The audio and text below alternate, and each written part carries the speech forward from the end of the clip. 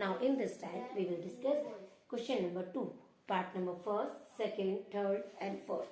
तो चलो अब हम स्टार्ट करते हैं 14.2 एक्सरसाइज का क्वेश्चन नंबर 2, जिसका फर्स्ट पार्ट है. देखो चलिए first part. No first part करने से पहले सबसे पहले हम देखेंगे वैल्यूज क्या क्या गिवन है. यहाँ पे डिजिट जो गिवन है that means 4p². Next digit क्या गिवन है 9q². 4p p² किसका स्क्वायर है.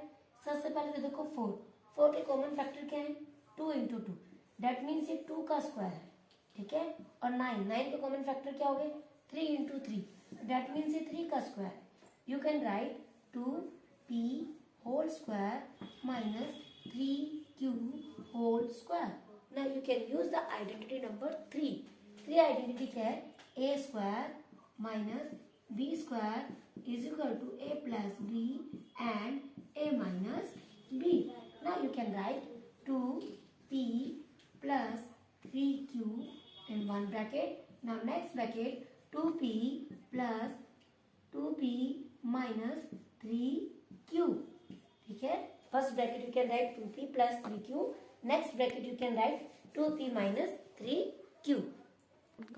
देखिए बेटा पार्ट नंबर 2 सेकेंड पार्ट. और सेकेंड पार्ट में सबसे पहले डिजिट देखो क्या गिवन है 63a² एंड 112b². ना तो 63 किसी का स्क्वायर है और ना ही 112 किसी का स्क्वायर है. डेट मीन्स इनमें से ऐसे कॉमन फैक्टर्स ऐसे कॉमन वैल्यूज है जो आप ब्रैकेट्स के बाहर लेंगे. और सबसे हम देखते हैं दोनों किस किस टेबल पे जाते हैं. 63 के जो कॉमन फैक्टर है that means 2 7 9 7 into 3 into 3 into a into a. ये हो गए इसके कॉमन फैक्टर्स. ना 112 के कॉमन फैक्टर्स करेंगे आप 7 into 3 into 2. Now start 7 into 2 into 2 again 2 into 2 and b into b. ये हो गए कॉमन फैक्टर्स. अब देखो ना तो a कॉमन है ना ही b कॉमन है, तो आप इसको कॉमन नहीं लोगे. कॉमन क्या है 7. ओनली 7 कॉमन है. 7 को आप कॉमन लेते हैं 3 3 9 a² minus 2 2 4 4 2 8 8 2 16 b². नाउ देखिए 9 b² है 3 का, 16 b² है 4 का. Now you can write 7 in bracket close 3a² का होल स्क्वायर 4b² का whole square bracket close 7 bracket 3a minus plus 4b and 3a minus 4b in next brackets. Clear. इस type से question solve हो जाएगा. Now third part of in this question is 49x² minus 36. Now 49 को आप use करेंगे a की जगह a² की भी आप पे, 36 को आप यूज करोगे b² के भी आप पे. ठीक है. नाउ 49 स्क्वायर है 7x का होल स्क्वायर माइनस 36 है 6 का whole square. Now you can use 7x plus 6 in first bracket. Now 7x minus 6 in next bracket. Now question number 4. Fourth part of this question. देखो बेटा fourth part में अब फिर again वही question arise हो गया. अब here is power is 5, here power is 3. Now 3 and 5 भी किसी का स्क्वायर नहीं है, तो अब हम क्या करेंगे इसमें से स्क्वायर की वैल्यूज बाहर लेंगे. ऐसी वैल्यू को बाहर लेंगे जो कॉमन होगी, चाहे वो स्क्वायर में आती है या नहीं आती है.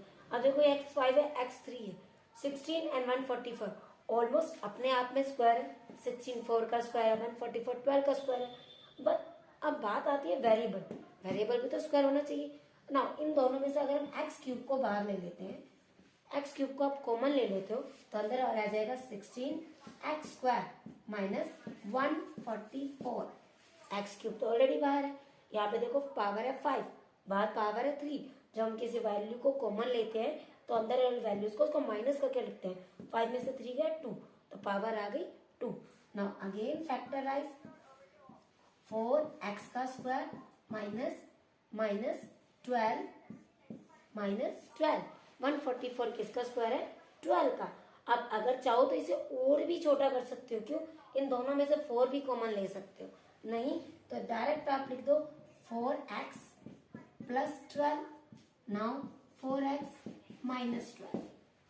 वन स्टेप और भी हम इसमें कर सकते थे. क्या कर सकते थे, अगर हम इसमें से 4 कॉमन ले लेते हैं देखो इसका another way, this is the first way. Now second way is, now you can use 4x cube is common. 4x cube को अगर आप कॉमन लेते हो तो क्वेश्चन क्या आता है, 4 4 जा 16, 4x square. Now minus 4, 4 3 जा 12, 4 6 जा 30, 24. अब ये हो गया 4x cube is equal to 2x का स्क्वायर माइनस 6 का square whole square. Now 4x cube bracket start 2x minus 6 या 2x plus 6. You can write in this way. Both way of answer is correct.